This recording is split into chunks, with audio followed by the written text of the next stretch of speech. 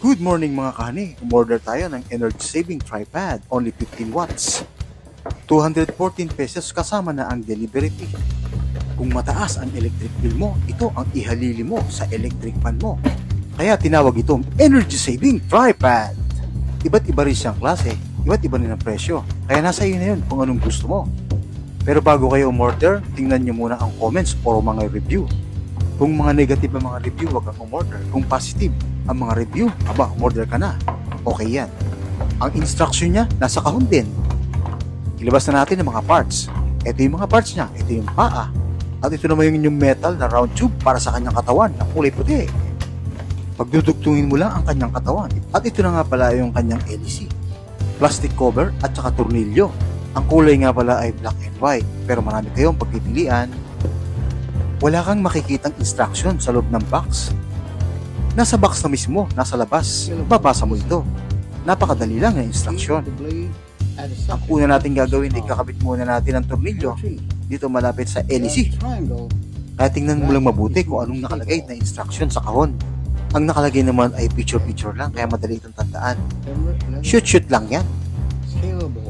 Hindi ka na magbabasa ng kung ano-ano. I-shoot mo lang. Pero lang kabilis ang paglalagay nito. Kaya ito, simulan na natin mga kahani ang paglalagay. Narito na yung mga parts, kaya sisimulan na natin. Napakagaang lang niya dahil ito ay puro plastic lang, kaya madaling buhatin. At ito nga ay napili naming kulay, black and white. Ang pagkakabit natin, doon tayo magsisimula sa motor. Ikabit na natin yung tornilyo dito sa leeg, yung pagbaba at pagtaas ng direksyon ng ventilador. Hindi nga pala nag-rotate yung blade niya. Ikaw na lang maglilipat sa direction na gusto mo. Wala namang problema dahil super gaan lang siya. Kaya ito na yung mga blade, ikinakabit ko na. Wala namang problema dahil shoot lang. 5 nga pala ang kanyang blade. Pag hawak mo yung blade niya, ay malambot siya. Talagang lumalaro siya sa hangin. At kung mabundol mo naman ng kamay mo at ng paa mo, walang problema dahil hindi naman masusugatan ang iyong mga balat. At kung yun namang kinakatakot mo habang natutulog ka ay bumagsak sa mukha mo, huwag ka matakot dahil malambot lang yan. Ginawa talaga yan para hindi makasugat dahil open nga yan.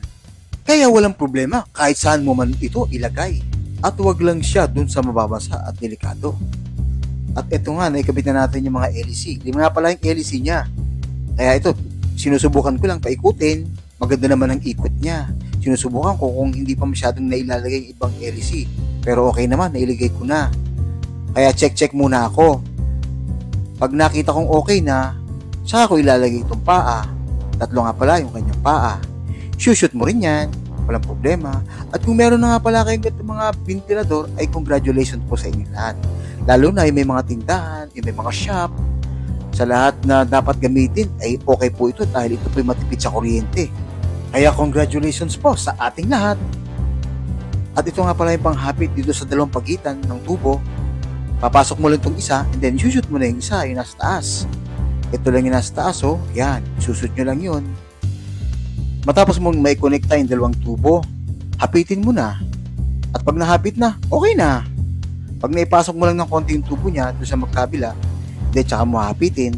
At ito na mga kahani, naikabit na po natin ang Bill Gates Energy Saving Tripod Electric Fan. Kaya ito, susubukan na po natin ito. Kung hindi ito umandar, isosooli ko. Pero tingnan muna natin, i-check natin. Ito yung kanyang on-off switch. At ito, narito na, malapit na sa saksakan. Hahanapin natin ang saksakan at i-plug natin para malaman natin talaga kung ito'y maaandar o hindi. Kaya ito, sinaksak ko na. Ayan na, umiikot na mga kahani. Matindi ang kanyang ikot. Tama-tama lang ang kanyang ikot niya. Magbibigay ginhawa sa inyo. Pagpaumanan niyo po sa video dahil mukha siyang pabagal. Pero sa totoo lang, press na press ang hangin niya dahil wala na siyang screen, dahil hindi na mapipiit ang kanyang hangin. Kaya wala nang dahilan para maging sagabal ang mga dumi dito sa paligid dahil wala na screen. Hindi na mapipiit ang dumi sa paligid niya. Pupunasan niyo lang ang kanyang LEC, then malinis na kaagad. At ang pinakamaganda ay kung maraming halaman sa paligid mo dahil dadali lang ito ang press na oxygen sa hangin. Kaya nga ang advantage niya, madali siyang linisin, madali siyang buhatin. Higit sa lahat, mura ang presyo niya. Mura din ang magiging electric bill nyo. Sa ngalan ng pagtitipid, please like and subscribe. Maraming salamat po.